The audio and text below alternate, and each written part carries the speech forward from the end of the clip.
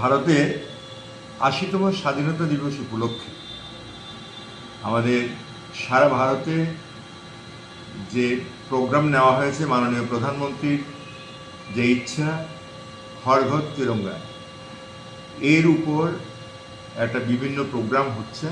আমাদের উদয়পুর পৌর পরিষদের পক্ষ থেকে আমরা এই হর ঘর তিরঙ্গার উপর আমরা প্রোগ্রাম করেছি।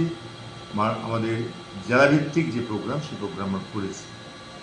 আমি উদয়পুরের পৌরসভার চেয়ারম্যান হিসেবে এই ৮০তম স্বাধীনতা দিবসের প্রাক্কালে সমস্ত ভারতবাসীকে এবং আমাদের উদয়পুর সহ সমস্ত মানুষকে আন্তরিক শুভেচ্ছা জানাচ্ছি, যেন সবাই দেশপ্রেমে উদ্বুদ্ধ হয়।